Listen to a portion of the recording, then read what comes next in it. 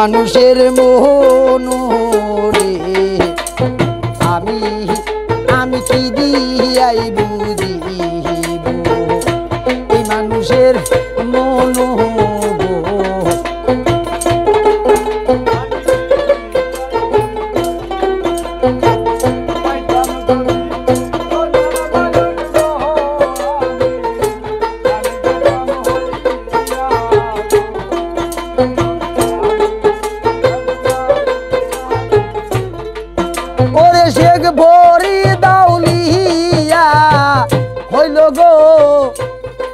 বাজান মায়ের কথা শুনে 3 বার 30 বছর কাটাইয়াছে বনে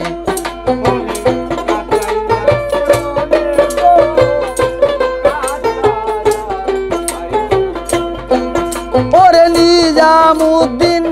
ফুল ফুটাইল রে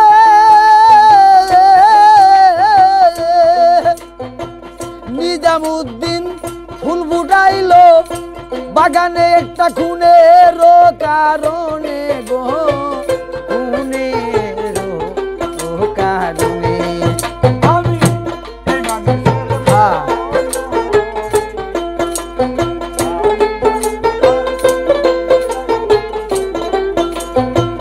পাইতাম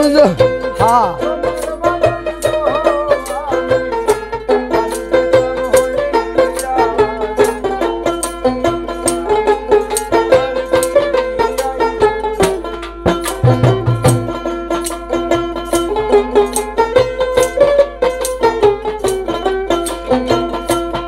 মানুষের মোহন রে আমি আমি কি দিয়াই বুঝিব এই মানুষের মন রে আমি আমি কি দিয়াই বুঝিব তা আমাদের একটা রমজান মাস চলে গেল গা এই রমজান মাস 7 বছর বয়স থেকে রোজা ফরজ 14 বছর বয়স পর্যন্ত তার নামাজ ফরজ তো এখন আমরা কেমন রোজা আল্লাহ তাআলা আমাকে থাকবে দিয়েছে যারা যারা আমরা থাকছি রোজাটা তে শেখ ফরিদ তাকে মা ছোটকাল থেকে একটা কৌশল করলো যে তিনি যেন নামাজের কায়দা কৌশল বুঝতে পারে তিনি এই সত্যকে সত্য পথে এই রাস্তার ভিতরে আসার জন্য এই রাস্তাকে চেনার জন্য তিনি মিষ্টি যায় নামাজের নিচে রাইখা তাকে নামাজের কৌশল করলো ছেলেকে তো এখন যখন বয়সটা একটু বেশি হয়ে গেল বুঝতে পারল তখন মানে উনি মার কাছে বলল যে মা এই যে আল্লাহ যার জন্য আমরা নামাজ পড়ে আসতেছি একে কি দেখা যাবে না কোনো দিন তখন মা বলছিল যে এই দূরের যে একটা জিনিস সে আলেমুল গায়েব একে ধরে আনা দেখা এটা বাবা বহু সাধনার ব্যাপার এটা দেখা সম্ভব হবে না তো তখন মা শেখ ফরিদ বলছিল মা এই অধরাকে ধরতে গেলে তাহলে কিভাবে ধরা যাব যে পর্যন্ত না দেখা যাব এ পর্যন্ত আমি আর মানে এইটা আর করবো না মানে এতদিন যেটা করছি এইটা আর আমি করবো না শেখ ফরিদ কী করলো আস্তে আস্তে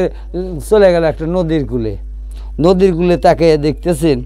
যে কোথায় যেন একটা পাখি আইসা সন্ধ্যে দৌড়ে আইসা গভীর জলের মধ্যে একেবারে নিচতলিতে যায় ওখান থেকে একটা আহার করে নেয় আবার সন্ধ্যের দিকে উড়ে চলে গেল গা শেখ ফরিদ কয় আল্লাহ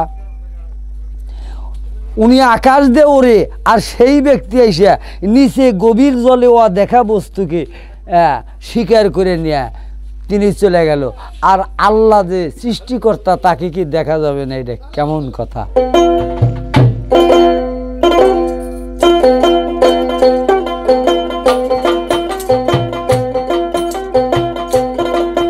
আমি পাইতাম যদি সোনার মানুষ গো আমি মানুষ যাইতাম হইয়া রে আমি আমি কি দিয়াই বুঝিব এই মানুষের মনরে আমি কি দিয়াই বুঝিব। তে হযরত আলীর আস্থার মধ্যে এসে মানে এই দুইজনে গবেষণা করে আমার একটা প্রশ্ন জিজ্ঞেস করব। গবেষণা করতেছে কি গবেষণা কয় যে এতদিন বড় তার সঙ্গে চললাম ফিরলাম তে তার কাছে যে এমন একটা জিনিস অভাব তে আজকে আসলে যা জিজ্ঞেস করবো যে আপনার সেই অভাবটা কি যে জিনিসটা আঙ্গুর কোনো অভাব নেই আপনার অভাব সেই জিনিসটার এই প্রশ্নটা রাস্তার মধ্যে করছে কয় ওরা আমগো অভাব নেই আপনার অভাব তাহলে আপনার কোন জিনিসটা আঙ্গুর সে কম আছে এটা কইবে দেখছে তে বাজান মুর্শিদেরও প্রেমে পড়িয়া হয়া দাওগা কামার পোড়া প্রেম করবি যদি তোরা প্রেম কিন্তু অত সহজ কথা না এই টাকা পয়সা ধন সম্পদ গাড়ি বাড়ি দিয়া কোনো প্রেম হয় না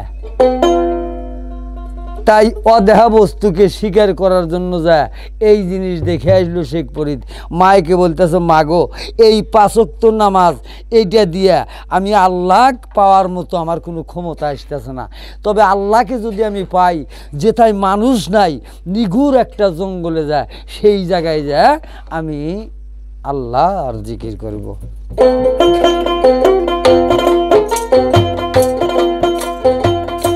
ঘর হইতে বাহির হইল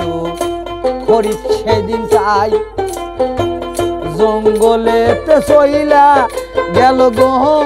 আল্লাহ দেখিবার চাইও রে আমি কি দিয়াই বুঝিব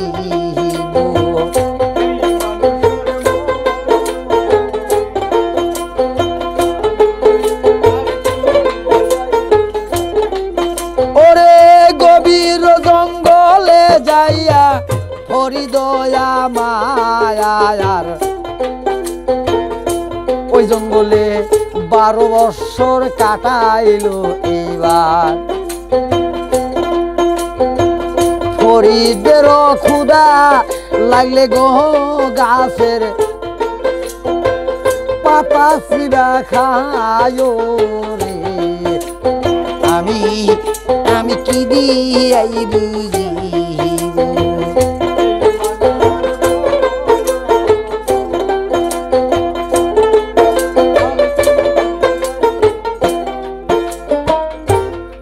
খিদা লাগলে গাছের পাতা চিবে খায় আর রাত দিন 24 ঘন্টা মানুষের সাথে দেখা হয় না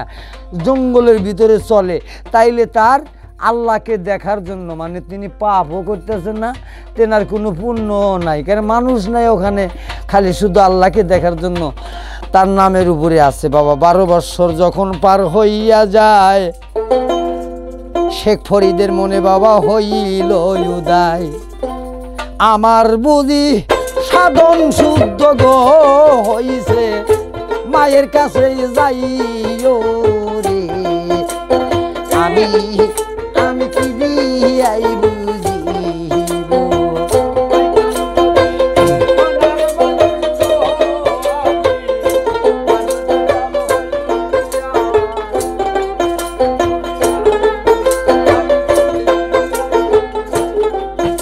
আরে 12 বৎসর পরে বাবা মায়ের কাছে যায় মা জননী আছে বৈশা বাবা ছেলের অপেক্ষায় মামা বইলে ডাক দিয়া বাজান দরজায় দাঁড়াইলো দরজা খুলিয়া সেদিন গো ফরিদের দিকে চাইয়া রইল রে আমি কি দিয়াই বুঝি আচ্ছা বাবা 12 বৎসর যদি একটা মানুষ চুল দাড়ি সমস্ত কিছু একবারে ছাইরা দেয় কেমন হবো মানুষের মতো দেখা যাইব জংলা হয়ে গেছে তাই মা কি করলো কয় বাবা তুমি এতদিন কইছিলে কয় মা আমি কঠিন জঙ্গলে থাইকে আমার সাধন সিদ্ধি করে ফেলাছি। কয় আইসো বাবা এদিকে আইগে আইসো, কেমনে কেমন করে করছো? কয় মা গো আমার যখন ক্ষুধা লাগছে আল্লাহ আল্লাহ জপতে আল্লাহরে খুঁজতে খুঁজতে যখন খিদা লাগছে তখন আমি কি করেছি, ওই গাছের পাতা চিবাইয়া খাইয়া আমার জীবনটাকে সারাদিন শুদ্ধ করে রাখছি। মা কয় হয় নাই বাবা এমনি আইগে আইসো, থাপড়াদের চুলের মধ্যে দৌড়ছে, দইরা কষনা দিয়া জোরে কয় বাবা তুমি কি করছো? কয় মা আমি ওই কথা বলার আগে আমার মাথায় ব্যথা পাইতেছি। ওই সময় মা কয় এই ফরিদি রে তুই যে গাছের পাতা চিবা খাইলি রে তাতে কি গাছে কষ্ট পায় নাই? কাউকে কষ্ট দিয়ে জীবনে আল্লাহরে পাইবে না, অত সহজ। কাউকে যদি কষ্ট দাও আল্লাহরে পাইবে না। তুমি গাছকে কষ্ট দিছাও, গাছ কি আর কষ্ট পায় নাই? ফরিদ কয় মা গো আমি কসম করিয়া বললাম আল্লাহরে আমি নিশ্চয় পাইব, আজ থেকে আমি আর খানা দানা খাইব না, গাছের পাতা চিবাইয়া খাইব না, আমি কথা দিলাম। তাই ফরিদ কি করলেন, ঝোল্লাটা কাঁধে নিয়া আবার সেই পূর্ণ জঙ্গলের দিকে রওনা হয়।